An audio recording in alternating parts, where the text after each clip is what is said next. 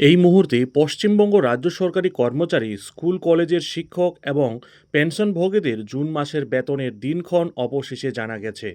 অর্থ দপ্তরের পুরনো নিয়ম মেনে জুন মাসের শেষ সপ্তাহে ব্যাংক অ্যাকাউন্টে টাকা আসার নির্দিষ্ট তারিখগুলো ঠিক করা হয়েছে।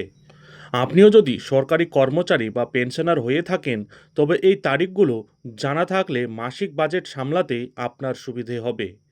অর্থ দপ্তরের 25 আগস্ট 2015 তারিখের মেমোরেন্ডাম নাম্বার 6454-FY অনুযায়ী ই প্রদান ব্যবস্থার মাধ্যমে এই বেতন প্রদান করা হবে।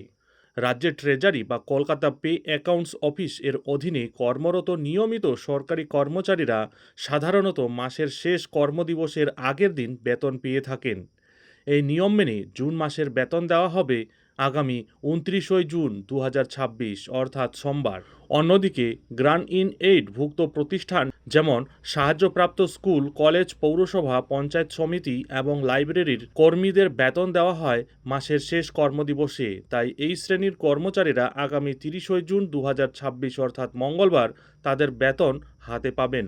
পেনশনভোগীদের ক্ষেত্রে মাসের শেষ নয়, বরং পরের মাসের প্রথম দিনেই পেনশন ব্যাংক অ্যাকাউন্টে জমা করার নিয়ম রয়েছে। সেই অনুযায়ী জুন মাসের পেনশনের টাকা আগামী 1 জুলাই 2026 অর্থাৎ বুধবার সরাসরি চলে যাবে ব্যাংক অ্যাকাউন্টে।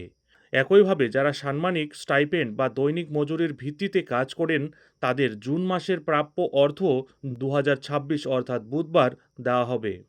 বেতনের দিনক্ষণ পরিষ্কার থাকায় লক্ষাধিক কর্মচারীর মাসের শেষ ভাগে সংসারের খরচ নিয়ে দুশ্চিন্তা অনেকটা কমবে। মাসের শেষ 2 দিন এবং পরবর্তী মাসের শুরুর দিনেই টাকা পাওয়া গেলে ইএমআই বা অন্যান্য বিল সময় মতো মেটানো সম্ভব হবে। পেনশনারদের ক্ষেত্রে 1 জুলাই টাকা জমা পড়লে জরুরি ঔষধপত্র কেনা এবং দৈনন্দিন খরচের সুবিধা হবে। অর্থ দপ্তরের নির্দেশিকা অনুযায়ী বেতন দেওয়ার অন্তত 5টি কর্মদিবস আগে বিডিওদের ট্রেজারিতে বিল পেশ করতে হয়।